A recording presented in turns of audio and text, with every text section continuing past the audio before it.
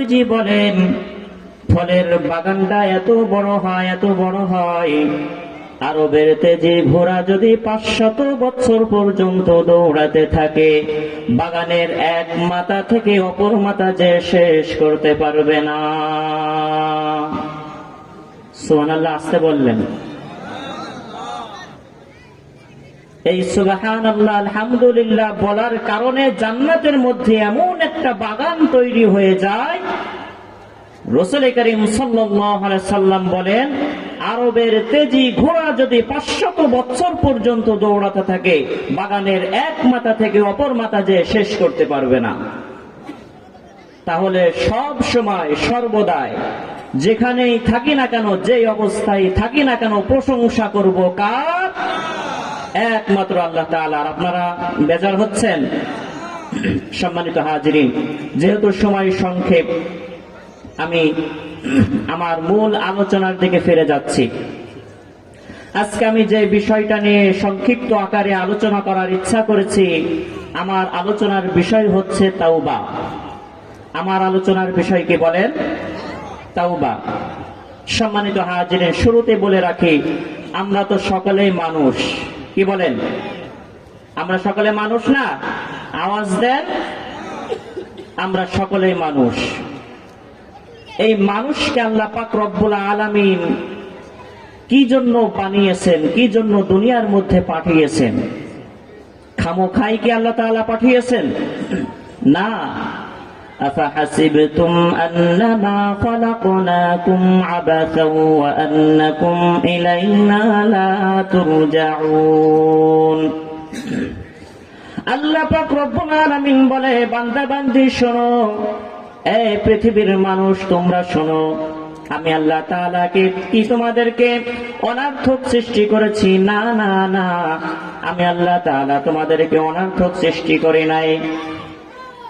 এই যে আসমান জমিন, চন্দ্র সূর্য, যা কিছু বানিয়েছি, এই সব কিছু বানানোর পিছনে আমি আল্লাহ তাআলার উদ্দেশ্য আছে। কি উদ্দেশ্য? هو الذي خلق لكم ما في الأرض جميعا।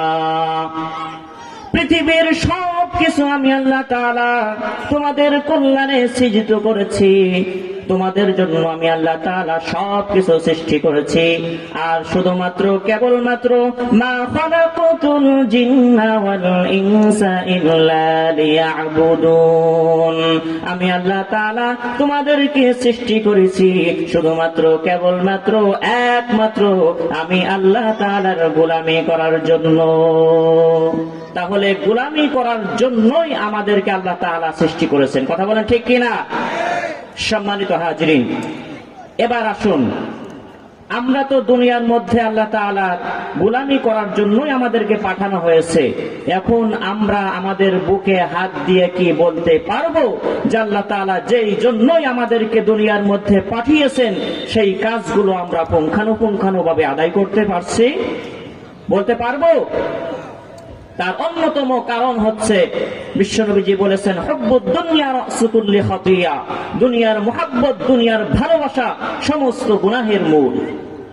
আমরা কেমন জানি আল্লাহ তাআলা সৃষ্টিকর্তা রবের হুকুম বাদ দিয়ে দুনিয়ার মোহে পড়ে গেছে। কথা বলেন ঠিক কিনা? যাই হোক, সম্মানিত হাজিরিন, যেহেতু আমরা আল্লাহ তাআলার বান্দা, আমরা নেকের কাজেও করি, আবার দুনিয়ার মুহাব্বতে জড়িয়ে অনেক গুনাহের কাজও করে ফেলি। আল্লাহ তাআলা দিক দিয়েছেন দুইটা। কয়টা বলেন? ফারিকুন ফিল জান্নাতি ওয়া ফারিকুন ফিস সাঈর।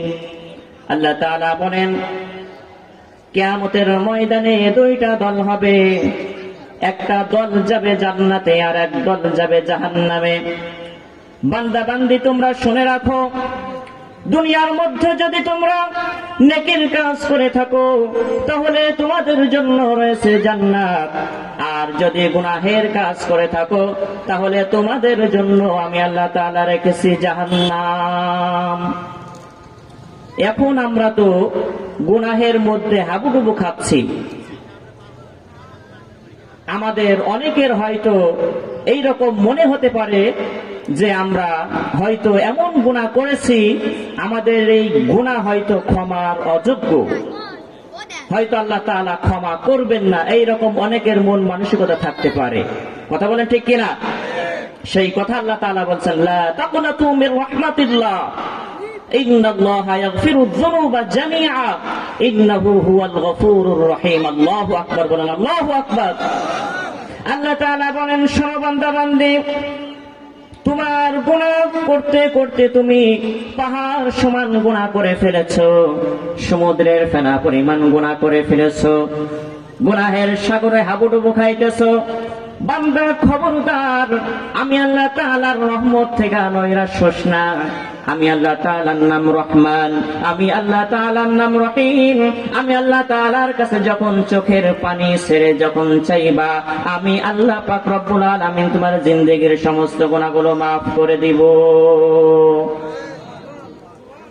এজন্য আল্লাহ পাক রব্বুল আলামিন বলেন, ইয়া আইয়ুহাল্লাযীনা আমানু তুবু ইলাল্লাহি তাওবাতান নাসুহা। ইয়া আইয়ুহাল্লাযীনা আমানু, হে যারা ঈমান এনেছো, তুবু তোমরা তওবা করো, ইলাল্লাহ কার নিকট বলেন, আরো জোরে বলুন কার নিকট? আমি আল্লাহ তাআলার নিকট তওবা করো, ইলাল্লাহ তাওবাতান নাসুহা, এমন তওবা করবা বান্দা বান্দি, এমন তওবা করবা, নাসুহা নামক তওবা যাকে বলে, এমন কাগতি মিনতির সাথে তওবা করবা যে আমি আল্লাহ পাক রব্বুল আলামিন তোমাকে মাফ না করে দিয়ে পারবো না। হাদিস শরীফের মধ্যে এসেছে, ওমর ইবনুল খাত্তাব রাদিয়াল্লাহু তাআলা আনহু তিনি ঘর থেকে বাহির হয়েছেন।